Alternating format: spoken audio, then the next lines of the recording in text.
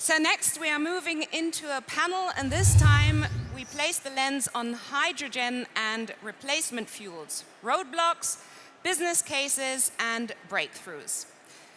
Talking about the fact that the industry is hungry for sustainable and clean energy, and that the technology is here. So what exactly do we need to get promising replacement fuels and hydrogen up and running? And who is already pushing us forward? Please welcome our panel host, Jörg Aign, General Manager TÜV Nord EnSys, as well as his guests, Cordelia Thielitz, Europe Operations Strategy Vice President at Schneider Electric, CEO Caldaie Alberto Zerbinato, Executive Vice President at Neste, Thorsten Lange, and to complete our round, Jens Schmidt, CTO at TES.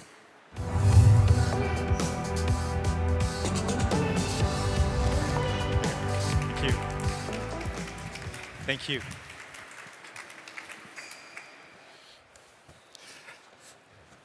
So, let's take a seat. So, good afternoon, ladies and gentlemen. It's a great honor and pleasure for me to be here today and moderate this panel on hydrogen and replacement fuels, roadblocks, business cases, and breakthroughs. Together with my 4 fantastic guests here, so I'm really looking forward to the next 30 minutes. I'm pretty sure that's going to be captivating 30 minutes that we're going to go through. My name is Jörg Aign. I'm working for TÜV Nord, and I take care of what we call there the clean energy solutions. So this is associated with everything that's basically on low carbon energy. So December 2015 in Paris, this is when at the end of COP21, the Paris Agreement was signed. And since then, basically, all of us, we're all talking about 1.5 degrees C. Yeah. But what that means in addition is that since then, we all do have a carbon budget. And that carbon budget today accounts to 300 billion metric tons until 2050. And it's kind of interesting, 300 billion metric tons, that really sounds like a lot. But if you look at our carbon emissions, basically, that we currently have, and it's 1,300 tons of carbon dioxide each and every second that we're currently emitting. Which means 300 billion tons is not that large, it's not that much, because actually if you do the math, we will run out of budget just in 7 years from now if we keep on doing what we do currently and we just don't change. So this is really a pressing issue, and this is why we're all here to change that. So what we need to do together, and this is what we're going to talk about in the next couple minutes, is nothing less than solving the climate equation. This is what we want to do. And one piece of the puzzle to solve the climate equation is hydrogen. So with that in mind, I'm very pleased to say that part of that solution is sitting right next to me. We're going to have a deep dive basically on how to decarbonize economy and how to move forward over the next couple of years. So before we do that, we want to go through a quick round of personal introduction. And Cordelia, I would ask you to go first, and then we just go through the lines. Thank you. Really appreciate it. So I'm Cordelia Thielitz. I'm the Vice President for Strategy for Schneider Electric's Europe Operations. And it's my day-to-day job to really bring the mission of Schneider Electric to the road, so to say, to make it realize. Because it's our mission to really empower everyone on this planet to make the most of the energy and resources that we have. That is what we stand for, and this is why we are building actually all kinds of solutions that truly help to decarbonize, to digitize, to electrify, to greenify the energy landscape in the industry. It is important, and I think it's really worthwhile, and I will probably come back to it, but it's really your little math equation. It's so important because there's a huge sense of urgency, and that's why we embrace all the solutions that are at hand, including hydrogen. Very good, thank you. Thanks, Cordelia. My name is Thorsten Lange. I'm working for Neste. Neste is a producer of renewable fuels, renewable diesel and sustainable aviation fuel. So a thing of a lot of people are still thinking it's not existing. It's a myth, but it's reality. I've been working, before I started with Neste, I've been working 20 years with Lufthansa, being in charge of buying the fuel for that company. And you know, I love flying. And I would love to continue flying, but I think we all, you know, we have an assignment, we have a task here.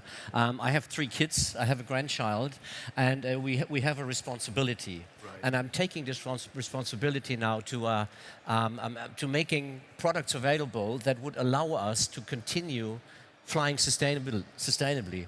And we're talking hydrogen today, but we're also talking about replacement fuels. And we are working on hydrogen, on e-fuels to be more precise, but we don't have that much of time. You were referring to the budget that we're having. There's also the latest report from IPCC talking about a 50% probability that in the next 5 years, we will already be exceeding, at least in 1 year, the 1.5 degrees. Right. So we don't have that much time to wait, and we have solutions to helping aviation industry right now, from today. And maybe if I can ask all of you, who of you has been compensating for the flight when coming to Berlin? Raise your hands, only if you did it, so it's 1. Thinking about 2, we are at the Green Tech Festival. That's right. This is maybe something you should be thinking about, maybe not today, but from tomorrow on. We all can do something. We just have to start now.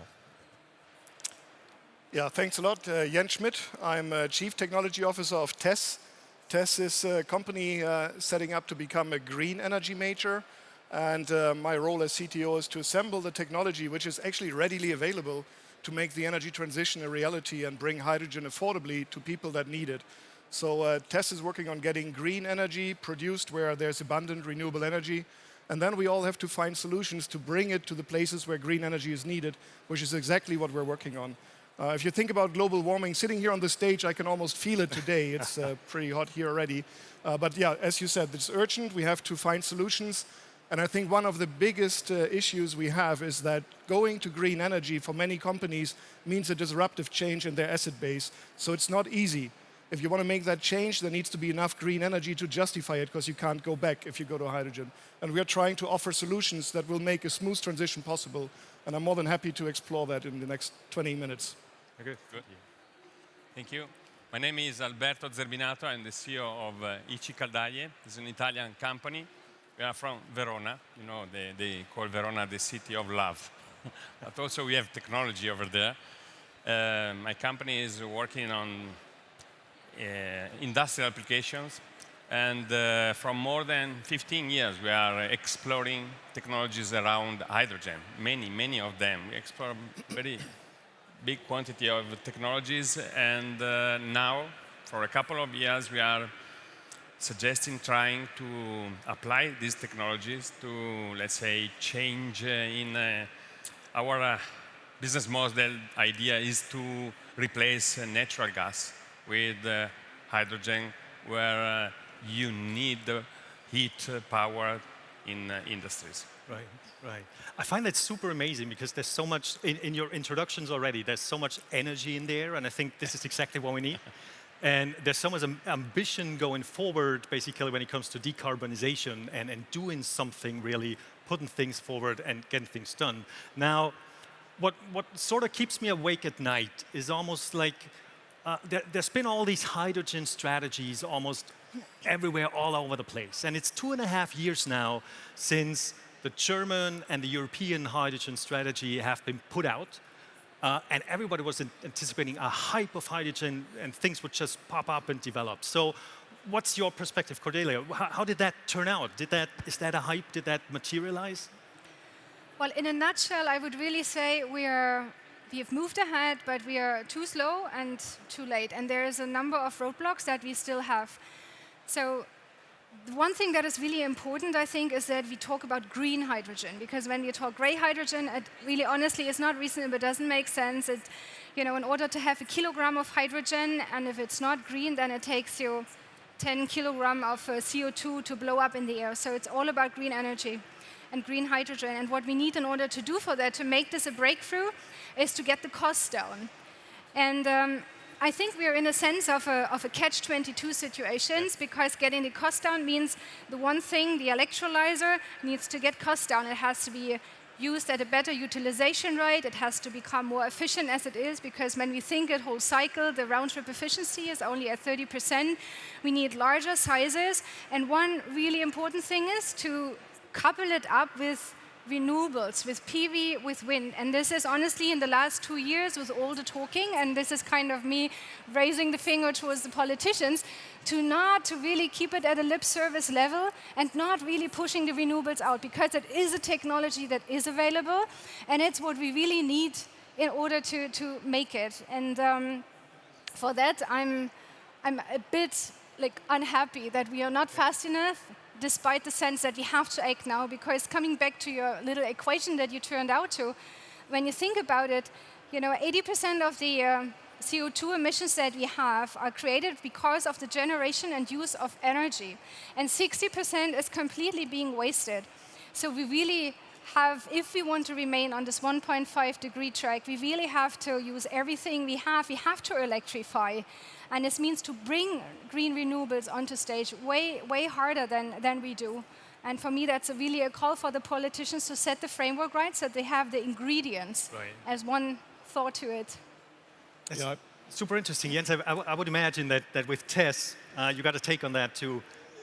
Absolutely. I think, first of all, I completely agree. One of the issues we have is this catch-22. There's a lot of companies that are eager to move to green energy, but there's not enough green energy available. And what you mentioned is also right. We should, by all means, increase renewables in Europe and in Germany as much as we potentially can and as fast as we can.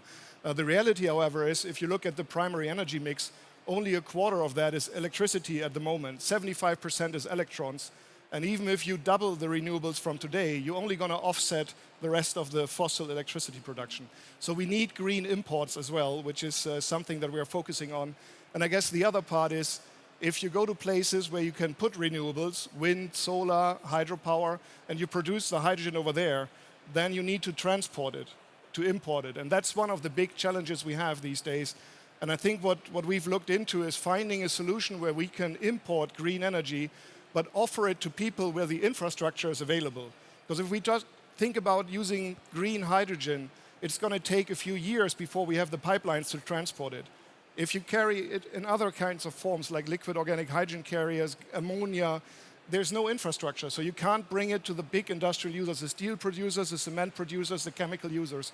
So you need to find a way to produce fast green hydrogen and then transport it in a shape that you can distribute. So that's why we think about taking CO2 as a carrier, move it around, no longer emit it to the atmosphere, but use it as a carrier, methanize the hydrogen, and bring it to your customers with the existing infrastructure. Because the gas grid is well developed, you can liquefy it, you can transport it. And I think that's where we need to focus on. How can we have a fast impact? What solutions work fast and don't have to wait for 10 years to get the infrastructure?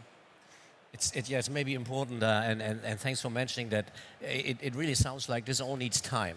And we also have to be a bit patient. Yeah, I would almost call it a hydrogen hype that we're having. And the hype is good because it's releasing a lot of forces and power and energy, but it also makes us blind for the other solutions that are already there. And also, Cordelia, you just mentioned it, in the additional green energy that we're talking about has to be additional green energy. Nobody is helped, with carving out energy for somewhere else. And it's even more difficult if you import the green energy. Who's making sure that this is additional green energy and not being cut out somewhere else? I think on the long run, hydrogen or e-fuels are the silver bullet. But let's not be blindfolded and just do that. I mean, I also have to advertise what we are doing here. I mean, we're flying from flying with fries fat. Everybody loves fries, everybody's eating fries, and even animal fat. So, and these are things you can do now, fully sustainable, but also supporting politics and, giving politicians the trust in that mandates they are setting or incentives they are setting can really be fulfilled. Because this is the other challenge. I mean, everybody's ambitious, but they are hesitant to being more ambitious because they are afraid that we are not able to meet our own targets. So let's synchronize that and let's put it a bit into perspective rather than just rushing and just betting on one horse. That's a good, very interesting. I would totally agree. Very interesting approach. That's true. I'm wondering. We're usually tending, and at least when I'm looking at me, it's kind of this is a global, international thing. But you're pretty much looking on Germany and where things are going. How's Italy moving? I mean, is that? Well, let me say that something is moving because, yeah, I agree. There is a lot of job to do, and yeah, absolutely, we cannot move hydrogen from Berlin to Verona. Maybe it's too complicated and. Also in the future, I don't see any way to make long transportation of hydrogen because the energy when hydrogen is gas is very low. So it's difficult to transport. But let me just come back to my country. You know what we do in Italy? Come on. We are good for food. Yeah. Okay. I have some friends. They called me 1 month ago. My friend called me and said, Alberto, I want to do pasta with hydrogen. Okay, we can do it. But do you want to inject hydrogen in the pasta? No. Okay. So we can work in the process. How can I move on and use hydrogen and take off this natural gas? Because I cannot now tell you the words he said me about natural gas and where it's coming from and things like this. Say, yes, we can do it, but we do not have hydrogen. Do you have FIVs on your company? Yes, but not enough. So can I invest money? Because I have money to invest. I want to start. So it's not a problem of money. Can I install PVs somewhere and don't pay anything because electricity is mine and produce hydrogen here and use it? And we come back to our government and we ask them to change the rules. And today this is possible in Italy. If you produce hydrogen, you can invest there, move the electrons. Moving electrons maybe is convenient, more than hydrogen. So we move electricity, we produce hydrogen there, and we start replacing, let's say in the beginning phase, we're supposed to replace 20% of the natural gas they are using in their process to produce pasta. And this is a way to start, this is a small thing. Okay, this is not the solution. We cannot replace all the natural gas they are using in the processes. But maybe from the food and beverage companies, there is about 40,000 companies in Italy, small dimension. The quantity of the energy demand is not so big. Maybe from there we should start now. And you said kind of, you were going in that direction, PV panels, hydrogen production, and doing it that way. I'm just wondering, everybody's talking about the market ramp up, and it seems like there's an unbelievable demand for hydrogen if you really want to make a difference. And just as again, looking at that, everybody's talking about green hydrogen. And Cordelia, I know this is exactly what you said and where you're going. I find it super interesting. What's your vision on producing these amounts of hydrogen? Is that grid interconnections across Europe, via renewables, renewable extension? How do you think can we provide enough green hydrogen, since this is what we need at the end of the day to make the difference? I mean, it's a huge challenge, and in Germany we're going to start with this program where we start with 5 gigawatt of electrolyzers to create, I think, 14 terawatt hours already in green hydrogen. But in the bigger scheme of things, this is a small fraction. And I go one loop around because I wanted to pick up on one of your points, Thorsten. Green hydrogen and the expansion of those renewables is one part of the puzzle piece, and we should not wait for the silver bullet, to pick up on what you said. When you think about it, I mentioned earlier, energy production consumption is where all these CO2 emissions go up in the air, and 70% of this happens around industry, building, infrastructure, data centers. And there's lots of, so this is what needs to be electrified first. And there's a lot of waste that is connected to that. And that waste, actually, when you think about it, that's why we actually also at Schneider believe a lot in digitalization, because we say, to make the invisible visible, that you see where you waste electricity, where you waste heat. You can, there's already the technologies at hand today that would make such a huge difference and impacts that, by threefold, you can immediately go down if we were just aware and we would just equip our, building infrastructure with it. And so we have to think in perspective, and in a sense, I'm a little bit sad about it because we have missed opportunities in the past to more, be bold on developing the hydrogen and really getting the renewables up. So hence we have to now, with this short window of opportunity, like in the next decade, we really have to act. So we are forced to do this with, I don't want to call it conventional, but with PV, with wind, with software, with digitalization. And hydrogen is going to see the prime, I think, as we go forward. But it will only be like a fraction, but it is important to start doing this. And there is a lot of projects that we see that we also as Schneider are involved in, where green hydrogen is being pushed. And this is also why we need way more, investment security, that people can make the bets. Also, I think education and a bit more marketing, because there's a lot of, as I think one of you said it, it's fairy tales around safety issues, etc.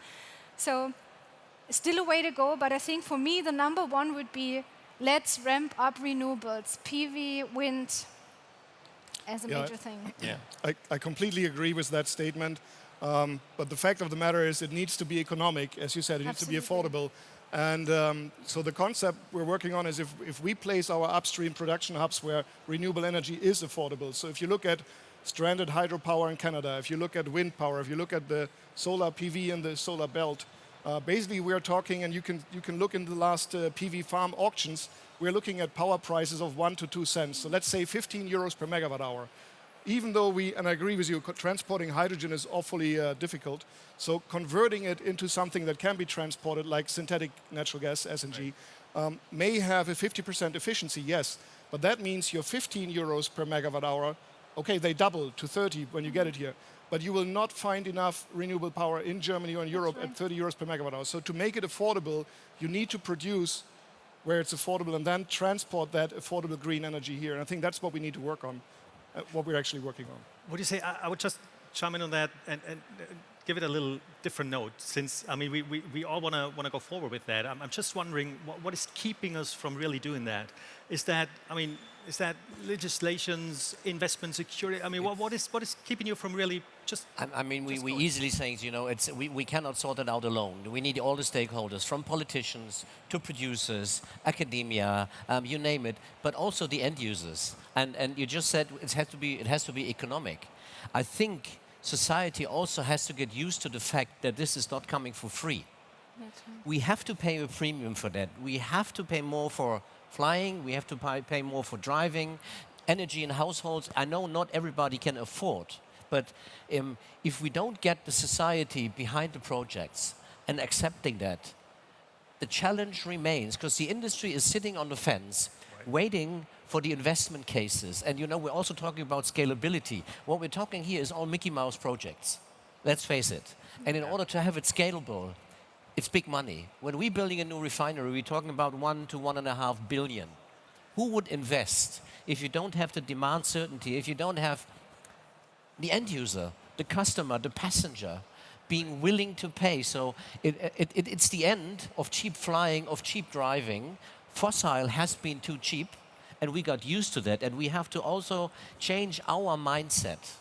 How would you make that resonate with the people? I'm just wondering, if you increase price, that's a difficult one. I think, I agree. One more comment though, and the guys from the big companies will hate me for it, but I think another boundary is that if you have the big companies that have a big asset base and an established business model and investor base, they need to protect that. So for them to throw it out of the window and go to something completely new, innovative, green is a very difficult challenge. So I think this revolution needs to come from small, innovative companies that don't have heritage assets.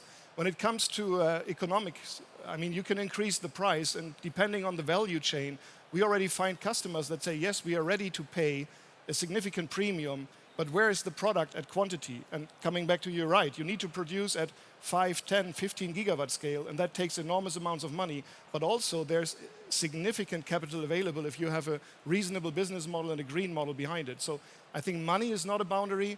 It's about getting the right business case. And then another thing, and I see a lot of young people in the audience, one of the big boundaries we have is finding people that really want to help us move this vision forward. I mean, we are hiring engineers almost on a daily basis, and many people come to us and say, great, fantastic concept, but we need bright young minds to help us move these things forward. That's another boundary. We're hiring too. Yeah. Me too also. Probably everyone. Is that right? Yes. Let me say, okay, the issue should be, yeah, we need money, or we need to convince politicians, but definitely, in my opinion, today we need to start. And when you start the business, you don't need to conquer the world. You can start from something easy, something simple. And yes, I have someone in Rome. They're asking me, what do you need from our laws to help you in improving this business? I don't need anything now because I need to check, I need to test. Don't give me too many rules at the moment. We are in the beginning phase. We need to make mistakes. We need to try technology. There is also, all of us agree that energy must be green, and we say PV. But we are testing also a new technology that is using membranes in the case of biogases. You can produce hydrogen by taking off pure hydrogen from biogas. And this is hydrogen from waste. It's a very good technology. What is the problem? Mainly is the people. Because when you go back and say, I can do this, the people say, are you sure? So are you sure that you can do? That is the problem.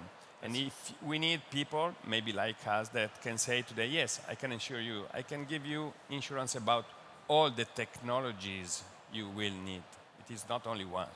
So time is unfortunately flying, and I think we got a chance to go one time through the round here, and for every one of you, just place one statement, a sentence, something that sticks with the audience that we all should take away as a message on how we want to go forward with green hydrogen. And Cordelia, I would start with you right away, and then we go down the lines again. So my statement would be, let's join forces to electrify and digitize and embrace any technology that helps to make the world a cleaner, greener, and way more decarbonized place. Nice one.